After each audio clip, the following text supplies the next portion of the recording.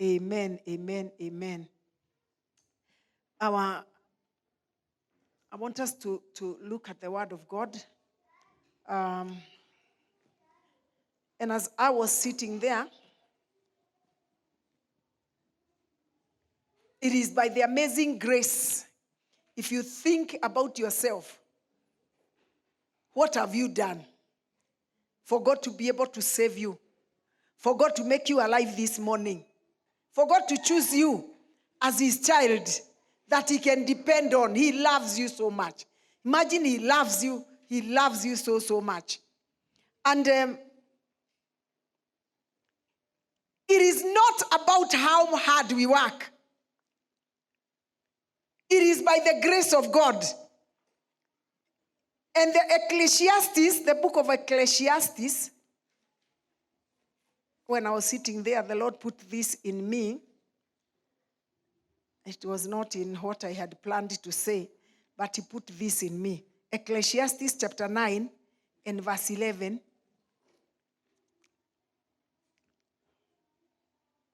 Chapter 9 verse 11.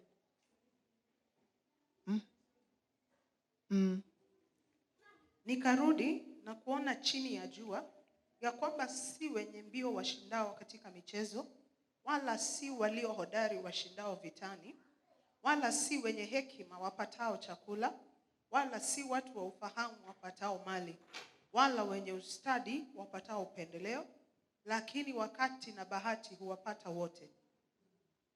I returned and saw under the sun. This is Solomon writing. Solomon was the richest man on earth. Yani alikuwa tajiri, hakuna kitu hakupata. Alikuwa na vyote vyenye alihitaji. Kwa sababu yeye alitolea Mungu, na alipomtolea 1,000 sacrifice, alitoa na moyo wake wote. Na usiku huo alitoa, Mungu akaja kwake na akamuuliza, unataka nikupatie nini? Badala ya kusema nataka magari, nataka shamba, nataka pesa, nataka nini, alisema mimi nataka tu unipe wisdom. Niweze kurule hawa watu because I am a young person. And God gave him riches. Alipata chochote. If you read the story, utasikia kuna wakati hata Queen of Sheba alitoka Ethiopia kwenda kuangalia.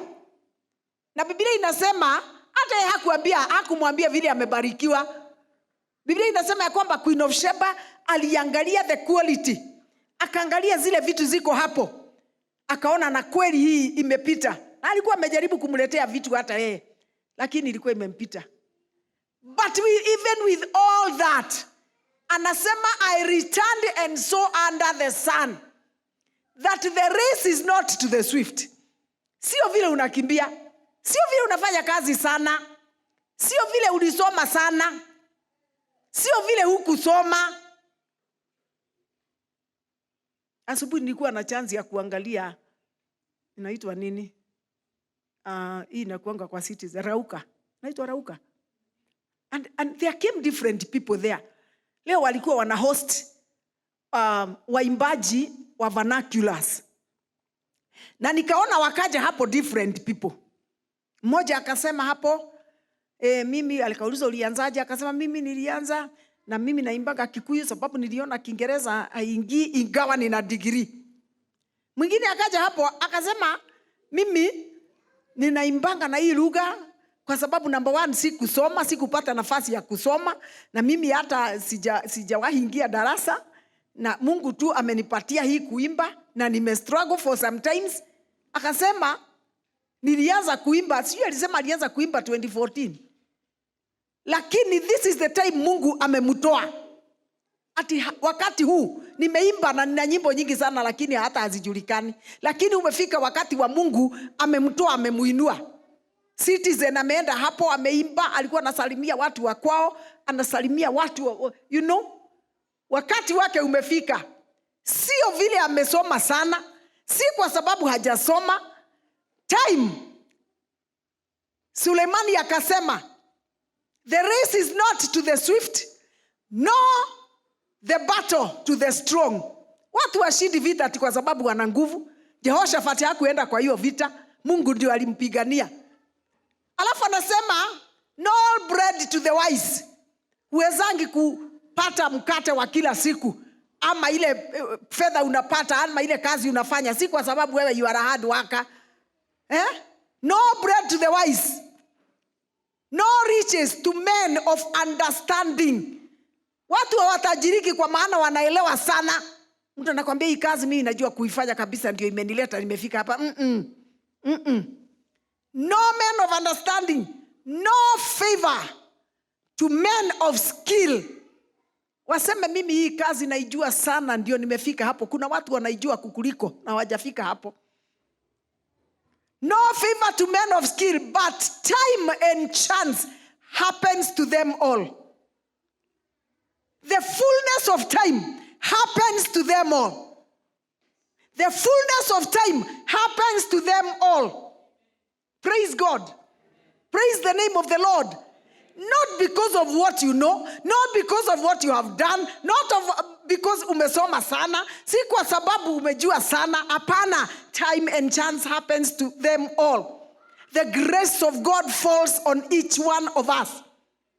It depends on how we handle the grace of God. It depends on how we handle the grace of God. Na Paulo akasema, we do not take the grace of God in vain. Hebu tuone vile Psalm 33 verse 16 inasema on the same issue. Psalm chapter 33 verse 16. Hapana mfalme aokokaye kwa wingi wa uwezo, wala shujaa haokoki kwa wingi wa nguvu. Yani hakuna, no king is saved by the multitude of an army. Ati kwa sababu alikuwa na watu wengi sana wa vita na strong arms na guns, ama what do you call the armory kubwa ndio akashinda. Hapana, no king is saved by the multitude of an army. A mighty man is not delivered by great strength. Si vile vita unayo, amini si ile nguvu unayo. He is not saved by the strength. It is by the power of God. Praise God. It is by the power of God. It's by the grace of God. And the last verse, I want us, able to 19. What does verse 19 say of the same? Yeye huwaponya nafsi zao na mauti na kuhuisha wakati wa njaa. Shall we combine the two? Turudisha 18. Tazama jicho la Bwana likwao wamchao, wazingojeayo fadhili zake. Yeye huwaponya nafsi zao na mauti na kuwahuisha wakati wa njaa. To deliver their soul from death and to keep them alive in famine. Not because they have done anything. It is him. Hebrews 16. No king is saved by the multitude of an army. A mighty man is not delivered by the great strength. So it's not what you know. It's not the course you did. There are so many people who did that course. Na hajaipata kazi. I met a person, ana degrees, amesoma, lakini hajawahi sahi anaanza kufanya vitu, kulimalima, na ako na kila kitu. Kuna mwingine ako nayo, na shetani amemfunga. There was a man who used to be here. You know him, Brian. Brian, anything ya computer yenye imeshinda kila mtu. Watu wamejaribu a whole week, imeshindikana. Kama hiyo ndio Kiswahili, shindikana. Brian akiingia hapo, dakika 5 he has solved the problem. But how many remember Brian? Wangapi wanakumbuka Brian? Priscilla, you are here. Brian ataenda apatiwe kazi, ambiwe we'll be paying you 200,000. Anasign, anafanya kazi. Company inasema sasa hata tutakuongezea kabisa. But wacha tu hiyo 200,000 ingia kwa mkono. Hakuna nyumba ataingia. Ako kwa bar. Akitoka hii anaingia hii, akitoka hii anaingia hii. Pesa zikiisha ndio atatokea. Brian ana apply kazi nyingine, anapata.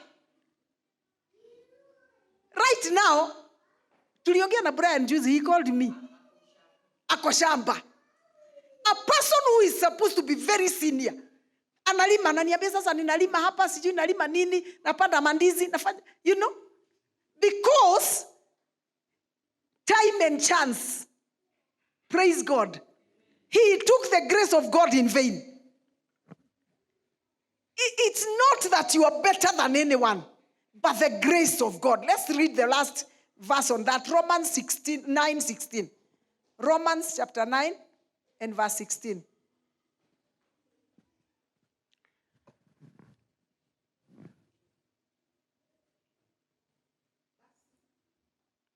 Basi kama ni hivyo, si katika uwezo wa yule atakaye, wala wa yule apigaye mbio, bali wa yule arehemuye, yani Mungu.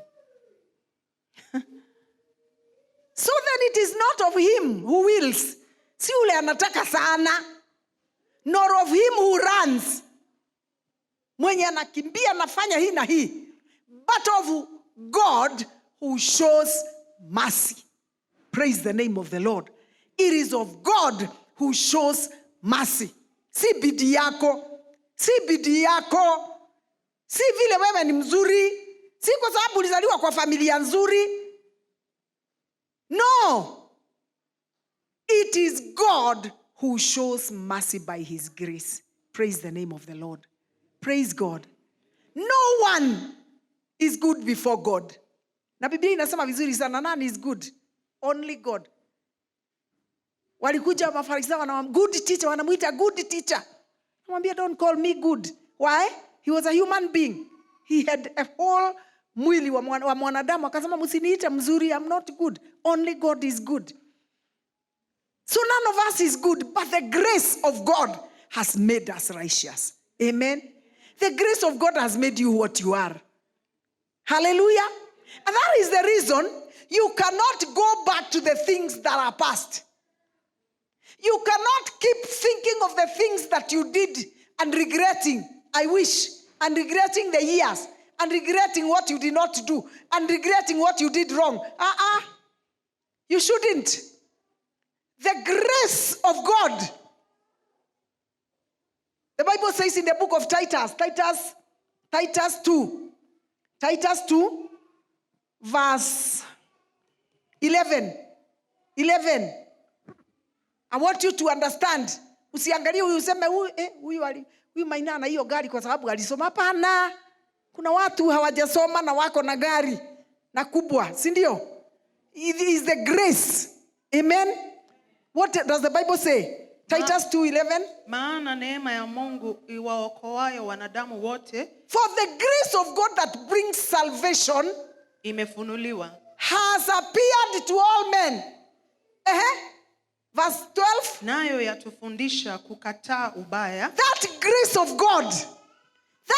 of God teaches you kukataa ubaya na tamaa za kidunia, tupate kuishi kwa kiasi na haki na utauwa katika ulimwengu huu wa sasa. Teaching us to say, another version says no to ungodliness and worldly lust. We should live soberly, righteously, and godly in the present age. Neema ya Mungu imefunuliwa. Hakuna mtu anaweza sema yeye hana neema. Neema imefunuliwa kwa watu wote. Neema ile unayo zawadi ndio iko na baraka. Ndio imefunuliwa kwa Catherine. Ndio imefunuliwa kwa every one of us. Neema ambayo imefunuliwa ni neema ya Mungu that enables you to be a child of God. Praise God. Hiyo neema ndio ilikufanya uweze kusema wewe ni mwana wa Mungu, kwa maana alienda msalabani, and I think we went through this last week. Akafa kwa ajili ya dhambi zako, na Biblia inasema he made you the righteousness of God. Amekufanya mtakatifu wa Mungu. Wewe ni mtakatifu wa Mungu, na usiogope kusema hivyo. You are the righteousness of God. Amen. Na usiende mahali wakati umefanya a mistake, umefanya makosa, you have run short of the things or the what God wants. Unaanza kusema mimi ninajua, mimi hata Mungu hawezi kunisikia sasa. I was talking to a lady last night all the way from US. Akaniambia mimi Mungu amekuwa akininenea. Ati ninapata hizi dreams.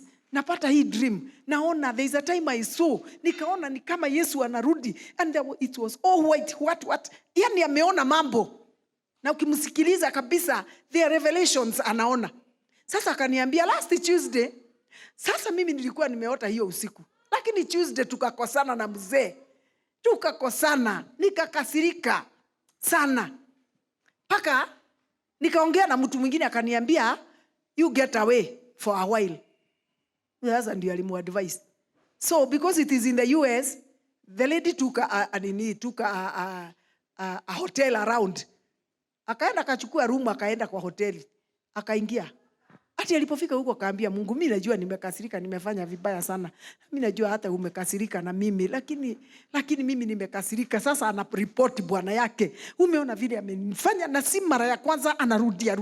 Mimi, she talked and talked that night. Alipolala akamwambia, mimi najua nimefanya makosa, lakini mimi najua ninakupenda. That night she dreamt another very powerful dream. What was God trying to tell her? You can't dwell on the things that have happened. You can't dwell on the past. It was not right for her to leave the house and go. She needed to sit there, waongee, wasikilizane na mume wake. So when she came back the following day, she was telling me, I was feeling very guilty that I even went because of the Holy Spirit inside. Tusiangalie mambo yatatendeka. Hata Biblia inasema ukasirike, lakini usikasirike, ungoje mpaka usiku ufike. Even at night you are still angry. In the morning you are still angry. Somebody was talking somewhere and was saying, ati mambo ya wanaume wakilala wanasahau. Kama mlikosana, mlipigania kelele, akilala asubuhi kimuuliza mlifanya nini, anakuambia nini, tulifanyia nini. So for them, the men, akilala yao inaenda. Mama akilala, atalala kidogo, anaamuka anakumbuka vile umemfanyia. Mkikosana atakwambia, unakumbuka vile unifanya 2012. Si ulikuwa umesimama hapa na ulikuwa umejishika hivi. Na ni siku hiyo ulikuwa umevaa ile trouser ya blue. Ndio ulikuwa umevaa. Na unakumbuka uliniambia 1 2 3 na atasema details. But a man, uanze kumkumbusha ati nini. Hawezi. I think they are like God. They are like God. Kwa sababu Mungu hakumbukangi madhambi zako. Shetani ndiye anakukumbushanga, unajua ulifanya hivi, unajua ulifanya hivi. Mungu hakukumbushi. By the way, hakumbushi na hakumbuki. Si ati hakumbuki. He chose to forget. He chose not to remember. We can't say he forgot because he's omniscient. He's all knowing. Si ndio? Si ati alisahau. He chose not to remember your sins. Yeah. He chose not to remember. Si ati alisahau, na si ati hukufanya, ulifanya. But when you repented, hata yeye, hiyo ndio difference yetu na people who are not born again. If you're not born again, when you sin, you have no advocate. But when you are born again, if you do something and immediately go back to God, because if there is Holy Spirit inside you, you will not sin and be comfortable. The Holy Spirit will not let you. And let me tell you, anyone who is born again and sins, Mungu anakuanga amekuona. We need to listen to the Holy Spirit. Praise the name of the Lord. So it is the grace of God. It is the grace of God. And what is the grace of God? What is the grace of God? Let's just look at it so that tuelewe. I know I talked a bit about forgiveness last week. Lakini nimejua, let us understand what grace is. When we understand what grace is, we will be able to understand all those. Praise God. So grace, number 1, is unmerited favor. Unmerited favor. Favor that you don't merit. What is to merit? When I was a teacher, there were reaching sometimes when maybe you are, those days it was P1, P2, P3. If you are a P2 and you are doing so well, sometimes you didn't have to go and do an exam. They just look at the way you are doing, the way you are working. You are a good teacher. You are a what? They come and assess you. And they give you another grade. They call you now a P1. You didn't read. You've not read to promote yourself. You are given that on merit. Okay? You just did good. And they just promote you on merit, not because you have learned. There are many people who wanaitwa huku doctors. Madoctors, wenye hawajasoma hawajaingia, hata wengine hawajaingia high school, and they are doctors. They just given those on merit. They didn't do anything to deserve it. And that's what grace is. There is nothing you did to deserve the grace of God. It's unmerited favor. Undeserved favor. Number one, it is unmerited. Number two, it's undeserved. And number three, I want to say, it is unearned. Unearned. Let's look at the first one. Unmerited. Let's look at the Bible in the book of Ephesians chapter 2. This helps us to work for God just the way we know how to. Not for other people to see, not to stay in depression or oppression, not to be performance, driven, but to be grace driven. Be doing it because of what God has done for us. Ephesians 2 verse 8 and 9. Kwa maana mmeokolewa kwa neema, kwa njia ya imani, ambayo hiyo haikutokana na nafsi zenu, ni kipawa cha Mungu. Wala si kwa matendo, mtu awaye yote asije akajisifu. Now, this is grace. Grace, for by grace you have been saved. Hiyo ni kitu haitaki kutoka kwako. Uliokolewa na neema. Neema, kitu ambacho hukulipia, kitu ambacho huku deserve,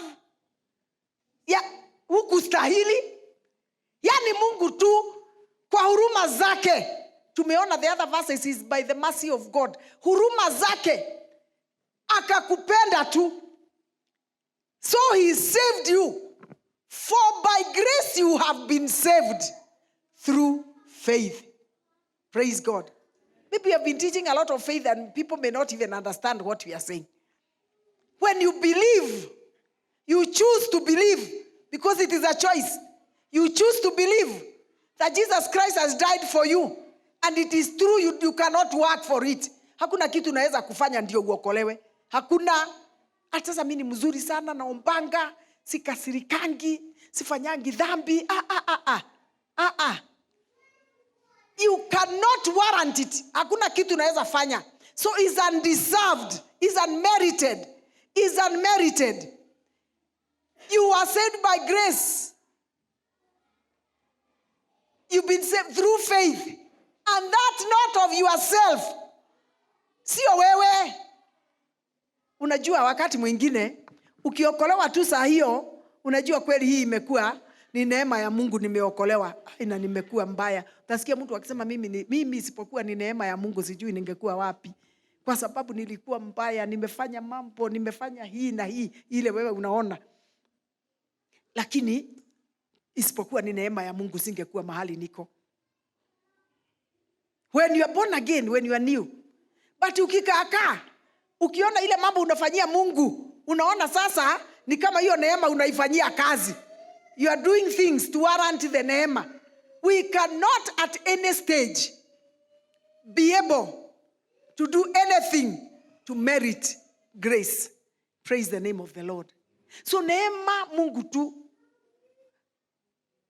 Amazing grace. How great.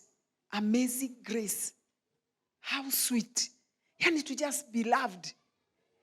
Wewe unajua ile mambo yote umetenda. Na badala ya mtu akuja kuambia wewe ni mbaya, anafungua mikono yake, anakuembrace. Na anakuambia mimi yale yote unasema hata sijui unaongea nini, nilisahau. Bible says as far as east is to the west, he has forgotten our sins. Praise the name of the Lord. So it is not your work, not of yourself. It is the gift of God. Praise God. So what are we saying? The grace of God is a gift to you. Do you work for a gift? Do you work for a gift? No. A gift is given to you. Sometimes you don't even know. Maybe it's your birthday. You have even forgotten Maina. And she don't remembers it's your birthday. Analenda nakuletea kitu. It's a gift. Huwezi sema, kwa nini uninunulia hii? Ungenunulia tai ndio sina. Kwa nini uninunulia shati? Do you do that? See, you receive it with joy. Na furaha, because you did not even expect. Praise God. God just did it for us. There is nothing we did, not of works. Because kama kuna kazi tulifanya, tungekuwa tukisema mimi, unajua mimi nilifanya hii na hii na hii, ndio niliokolewa. Wewe umefanya nini? Na ninakuangalia nasema wewe hata hutakani kuokolewa, umefanya nini? Kutoka siku ile uliokoka umefanya nini? Na kuangalia hivyo. But it's not of works. There's a place for works. Because the Bible says, in heaven there are books. There is a book that is written that you are born again. And there are books that are written your works. Anything that you do, it is written. Kuna kitabu mbinguni kimeandikwa wewe. Vitabu, kwanza inasema vitabu. Haitajaa, siseme nimejaza, sasa wacha nikae chini sasa. Sasa sitafanya kazi nyingine. Ziko. Inaendelea kuandikwa.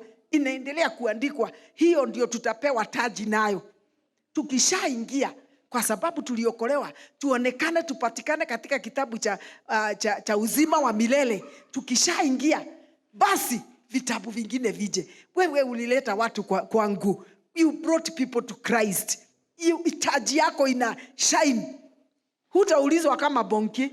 Bonki alipatiwa watu wengi sana, hiyo ndio ataulizwa. Wewe labda umeulizwa your neighbors. Your neighbors. Hata wengine hawajaokoka. Wengine hata huwajui. Hawajaokoka na hujawahi kuambia. They don't even know you are born again. There are books. And you have been given the grace freely. Praise the name of the Lord. Number 2.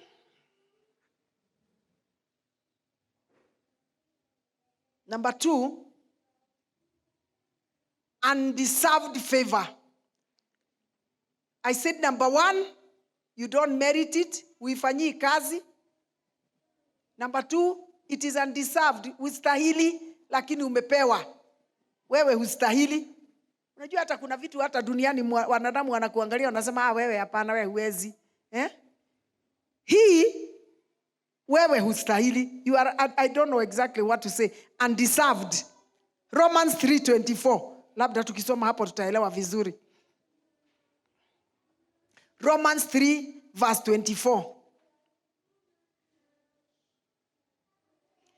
Being justified freely by his grace through the redemption that is in Christ Jesus. Being justified. Justified inasema just as if you never sinned. Praise God. Si kuna watu wengi wajisamehei. Hata wewe labda ni mmoja wao. Ulifanya mambo na bado unakumbukanga. Na ni miaka unakumbukanga tu. Na Mungu alisahau. He justified you. Just as if you never sinned. Wacha kukumbuka hizo mastori. Mungu anakuchukua ni kama hukutenda dhambi. Kwa maana ulipoingia kwa neema, ulioshwa na damu ya Yesu Kristo. Na wakati unatenda dhambi unafikiria nimekasirika, nimeongea vibaya, mara moja una repent. Shetani akitaka kushtaki, Yesu amesimama hapo. Mungu akiangalia anaona damu ya Yesu Kristo. Haoni wewe.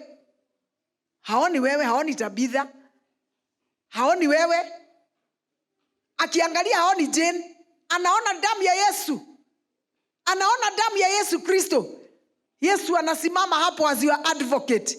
Unasema hapana, huyu nilimwaga damu kwa ajili yake. Praise the name of the Lord. Being justified just like you never sinned, freely by his grace, iyo neema, Through the redemption, we have talked about redemption. And on Sunday, I reminded you of the package of redemption, where we were given righteousness for sin. We were given healing for sicknesses. We are given riches for poverty. All those the Bible says Jesus carried on the cross. Na nikawaambia, vile unaamini ulisamehewa dhambi, amini umaskini ulibebwa na Yesu. Vile unaamini ulisamehewa dhambi na umeokoka, amini magonjwa yalibebwa na Yesu. So, any symptoms in your body, speak to them and tell them you are in the wrong place. I was listening to a man who was speaking in the, I can't remember his name. Na alikuwa anasema yeye, he has lived in salvation for almost 30 years. Na anasema since he got saved, yeye hajawahi enda hospitali. Na si watu ukiuliza mtu unasikia anasema, ai watu ukifika hiyo miaka lazima uanze kunywa dawa. Who said it? Nani alisema? Sasa yeye akasema he has never taken any medicine. He has never gone to the hospital. Kenneth Hagin says the same. Since alikuwa mgonjwa at 17 years, he was dying. Alikuwa paralyzed. Watu wame give up, madaktari wame give up. Na akasoma hili neno akiwa hapo kwa kitanda. And he says, if this is God, I'm taking this word. Na ukisoma story yake, he dragged himself kutoka kwa kitanda. Na ako paralyzed upande mmoja. Akasema kama hii ni neno la Mungu, na likiniambia nimeokoka, najua nimeokoka, ninasema nimepona. Kupitia mapigo nilipona, akasema nimepona. He dragged himself. Anko yake alikuwa anamwambia, you know this is a dead thing. Yani ni kitu kimekufa. Hata wako wakiona ni mtu, ni kitu. He dragged himself. Akakutwa amelala chini, ameanguka chini. Akainuliwa akawekwa hapo, anawaambia I am healed. They think he's a mad person. Mtu healed na hata hawezi kujitoa mahali aliko. You're not healed because you can move. You are healed because you believe it. Praise the name of the Lord. Na Biblia inasema, not Biblia, yeye anasema alijaribu akatoka tena. Akatoka tena, akasikia something is happening. Wakienda anaingia katika tongues, anaomba in tongues, anaomba. Akajidrag tena akasikia anaweza kutembea, anaweza kusimama. In the end, he was able to stand. He says that was the last time he was sick at 17 years. He got healed na akapona. Na si ati symptoms hazikuwa zinakuja. They used to come, but you don't listen to them. You give them the word. Zinakutana na neno la Mungu. Unaambiwa you have diabetes. Unaiambia that is a demon from hell, not in this body. This is the temple of the Holy Spirit of the living God. Diabetes has no place. Kwanza damu yangu imechanganyika na Yesu, ni sumu kwa diabetes. It can't stay in this body. Praise the name of the Lord. Now that man was saying, na amehubiri sana na hajawahi gonjeka. This other man now, I can't remember his name. Akasikia mikono yake, alikuwa akisema, I knew that is what the doctor will tell me is arthritis. Akasikia mikono. Aliambia, hebu nikwambie, you don't know where you are. You're in the wrong place. Akachukua vitu yenye ni ngumu kufungua. Anafungua, anasema, I'm healed. I am healed. I am healed. Within no time, he was healed. He was healed and he never had it again. Ikaisha. The doctors will tell you, they will come with names, with big names. But you have power. Just as you believed you are healed.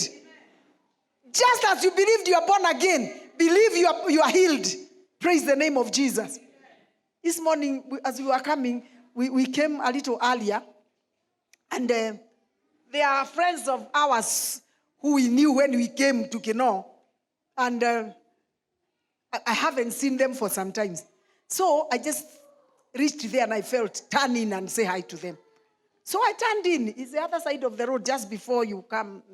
So I went and stopped there. The young men there are not recognizing me and they know me. Wamezeeka kuniliko. So hata wani notice. So ndo huyo hapo. Nikatoka nikaingia kwa nyumba nikasema tuko hapa tunawasalimia tunaenda kanisani. Just wananiangalia hivi. Haya. Ni wewe. Kwani umekuwa msichana? Kauliza. Tumekuwa na nyinyi hapa tuko age mates. Sasa nimekuwa msichana aje tena. Yeah, you're just like a young girl. Mi hata kama hapa ningefikiria ni your daughter tumekutana na yeye. Nikasema, yes, I am staying in the Lord. Na yeye sasa ananiambia hata mzee anasema hata nilikuwa nakunywa dawa hapa ndio ninaona hata sitaweza kwenda kanisa. Bibi yake anamwambia mimi nilikuwa namwambia akunywe dawa tuende tu kanisa. Yeye anasema mimi naumwa na tumbo sana. You know even I threw yani hana kitu kizuri ya kuniambia.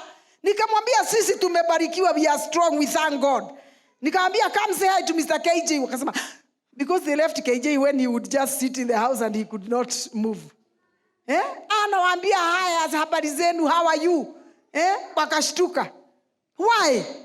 You confess. Another lady, sijui alikuwa best maid wangu ama nilikuwa best maid wake, hata nimesahau hii maneno. Miaka hiyo ni mingi sana. Juzi amepata namba yangu ananipigia ananiambia hello. Bado ukoje? Sisi tuko tu ni mashida tu. Sasa juzi nilikuwa naumwa na mgongo, sijui wapi. Sasa tumeenda tukimaliza mambo. Tuviete tuninete maodo. Okay. Nikamwambia mimi I'm fine, I'm doing well. Ati bado uko na kanisa? Nani wewe unahubiri? Nikamwambia sana. Nakuja kukuona. Because for them akili yao ni ile ya Musa. Niliwaambia last Sunday. Musa alikuwa amekasirika na wana wa Israeli. Na wana wa Israeli niliwaambia before Sinai there was no death. I told you last week. There was no death because there was no sin. Walipofika Sinai wakapatiwa 10 commandments, watu wakaanza kufa kwa sababu walianza kutenda dhambi. Musa akakasirika akasema, miaka yenu nyinyi kuishi ni 70 na mkijaribu sana muongezewe ikuwe 80 bonus. Sasa kile mtu anasemanga mimi ninaishi 70, hata Mungu ni bonus amenipatia. Kuna mtu alituambia hivyo because ako 70 something anasema mimi nashukuru Mungu sana, at least amenipatia ile miaka alisema. People don't even know who said it.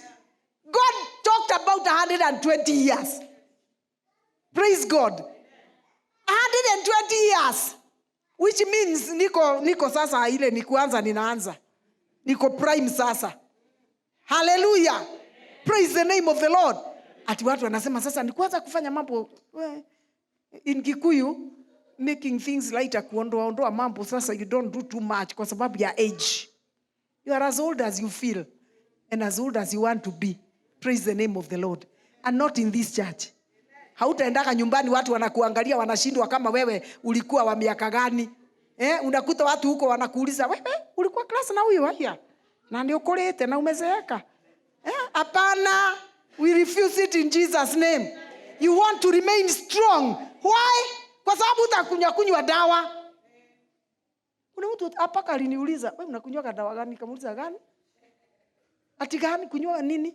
Unajua sasa watu wanakunywa saa hii labda pressure, unakunywa ya pressure. What pressure? For what? Wengine ni diabetic. Mimi hata Panadol. Praise the Lord. Wacha kuweka hizo Panadol hapo ati na umango na kichwa. Ati ukimwa na kichwa mara moja umekimbilia mara moja. Kama kwangu kuna mtu unamsikia anasema ati nimetumana mara moja. Hizo mara moja utakunywa na zitakusaidia. Kimbilia mara moja kwa Yesu. Mwambie you know who this is. I command you now, depart in Jesus name.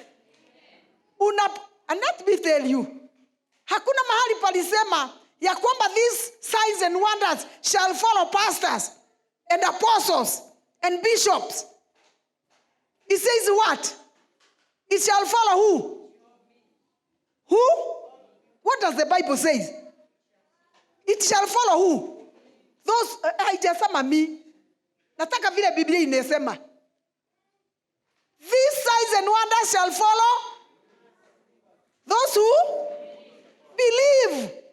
Do you believe? Are you a believer? Let me see how many believers we have here. Then to hear miracles and wonders. People in your place of work wanakaa wakigonjeka. Mtu anakuambia mimi siku hizi hapa ni ulcers, nafikiri niko depressed. Shindwa pepo, shindwa na atoke saa hii. Ananijua. Praise Jesus. Hallelujah. Uambie huna mamlaka juu ya huyu na yeye amini. Kwa sababu asipoamini hutafanya kazi mzuri. Praise God.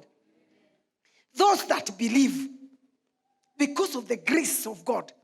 Because the grace that is unmerited brought you healing. Usikubali kununulianga watu dawa. Throughout unanunua madawa na si ati ni kitu. Once in a while, I'm not saying you cannot take medicine. Daktari wako na walipewa kazi na Mungu. Lakini wewe usikubali. Wanajaripingi na watu. Wewe ndio unatry na wewe. Somebody alipelekwa hospitali. Akasikia daktari anaambia kumbe huyu ni student anafundishwa na yeye. But you know, you try this. If this doesn't work, you do this. You do this. Kumbe sisi tunakuanga trial and error yao. Si ati wanakutreat sababu wanajua. Wanajaribu hapa. Kama sio hapa, wanajaribu hapa. My own sister, sometimes back, alienda hakuwa na mtoto. Akaambiwa, akaniambia wamenipasua. Wakasema, sijui inakuanga ovaries ama ni nini hizo. Ati zimefungana. Na wakafunga wakasema sababu sina pesa, nikipata pesa nikuje wafungue. Nikamwambia wanafikiria wewe ni ng'ombe. Wanafungua wakifunga. Nikamwambia hakuna, hautafunguliwa tena, hautakatwa tena na unapata watoto in Jesus name. Praise God. She got what she wanted. She got her children. Praise God. Can we just trust this God? Can we make use of the grace? And if we understand the grace, we are going to tell others about the grace. Na wataelewa neema ni nini. Neema. I am doing what I do because of the grace of God. Mtu ananiambia, hey, wala wanajua, hey, Mrs. KJ, you don't grow old. I tell them it's the grace of God. I'm enjoying the grace of God. You know, when you understand the grace of God, it is there to work for you. Praise God. Grace is there to work for you. And the last thing I said, it is unearned. Kazi yako unapata mshahara because you earn it. If I employ you, nikuje hapo Mr. Simiu. This is Mr. Simiu, by the way, stand up hatu kukaribisha wageni. Hii wiki na hiyo ingine. Amen. Sini Simiu? Mr. Simiu sema jambo. Amen. Huyu ni mgeni wa Mr. Eric. Thank you, Eric. Lakini sasa umekuwa mgeni wetu na umekuwa mwenyeji. Karibu sana. David, you are doing a good job. Amen. Praise the name of the Lord. When we understand, nikija nikute Eric haukujangi job. Nitauliza amekuja job siku gani? Siwezi kulipa siku ile hukufanya kazi. You earn your money by the work you are doing. Si ndio? You earn. Shiro. Is a day I told you to come ukaniambia niko job. Kwa sababu unajua usipoenda job utafutwa. You will not earn. Si ndio? And you want to earn. So grace of God you don't earn. It is not earned. Praise the name of the Lord. We read Romans 3 verse 24. You do not earn the grace of God. It is given freely. The word for grace in the Greek language, because some of these things we don't understand until we go to the original. Kuna vile iliitwa, watu wanakuja wakiharibu in different versions. In the Greek word it is charis. And charis means benevolent or gifts from a superior person to an inferior person. Charis means benevolent. Come here, Eric. Come here, the three of you. Hiyo line. Kuja, hata wewe. Simama hapa. Na wewe simama pale. Na wewe simama hapa. This is what grace does. This person is in need. Labda, I may identify huyu ame-identify something ambacho tuseme ni huyu ama ni watoto wengi wanahitaji msaada. Kwa hivyo sasa yeye ataenda kwa huyu ndiye ana supply hizo vitu. Tuseme ni viatu walikuwa wanataka. Huyu aje kwa huyu amwambie hawa watoto wanahitaji viatu.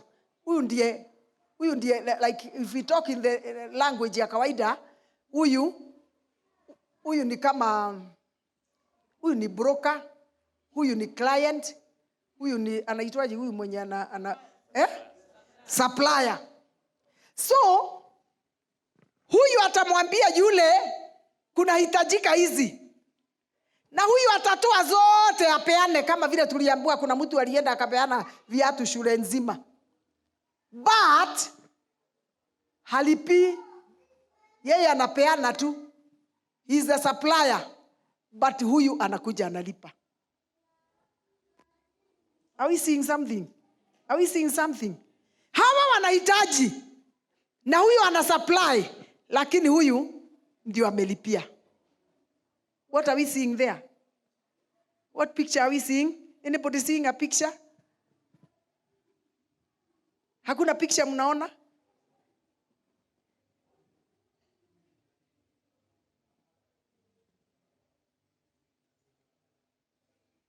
So it's a picture of who here?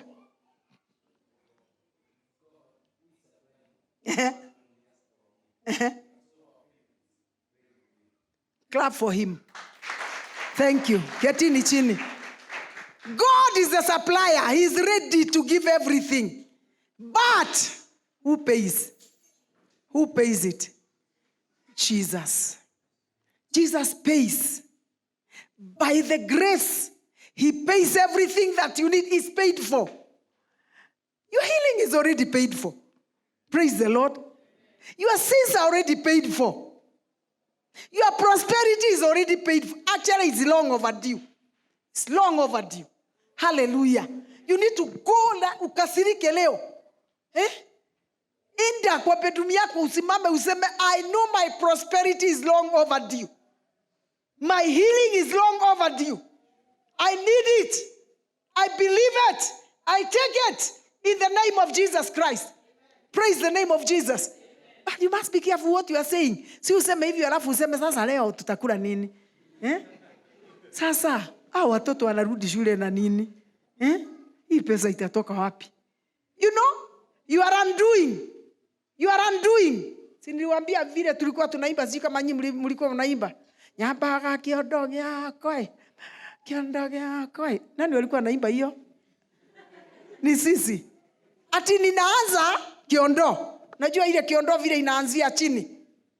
Kiondo ama kikapu ama hata sweta. Naambaga kiondo yako. Alafu tuko wengi. Sasa tunafuatana, tunaingiana mpaka tunakuwa tumeshikana sasa. Sasa ni kiondo. Kiondo haiwachangu space. Alafu anasema, "Wone giaburai, wacha uone nikiharibu. Wacha uone nikiharibu." Sasa hivyo ndivyo tunafanya. Tunaapa kiondo inakuwa mzuri, alafu wenyewe tunaanza kutoa. Si Mungu atusaidie. Our package, divine package, is long overdue. Na si Mungu, imekuwa hapo. Imekuwa hapo. It has been there. Go claim it. Go claim it. Praise the name of Jesus. Claim it because it is there. Romans 16:20. As we conclude, grace is the dimension of divine activity that enables God to confront human indifferences and rebellion with an exhaustible capacity to forgive. Yani forgiveness yake haishi. Anaendelea kuwa forgive kwa sababu ya neema. Ndio unakuta hata watu wengine wanachezea neema sasa. Don't take the grace of God in vain. Romans 16:20. Naye Mungu wa amani atamseta shetani chini ya miguu yenu upesi. Neema ya Bwana wetu Yesu Kristo na iwe pamoja nanyi. Now, many other times, watu wamefikiria or people have thought that the grace is a way to finish the service. Si ndio? Hatujasema grace na inasemwa na haikusaidii. Hallelujah. Kama umesema neema ukijua ni nini, hiyo neema itakupeleka wiki mzima. Hutaenda ugongeshe hii gari Maina kama grace iko. Amen. Hutaenda kukwama kwa majamu. Hutaenda kuchelewa kazini kama grace iko. But we have taken it for granted. Ni ya kumaliza service.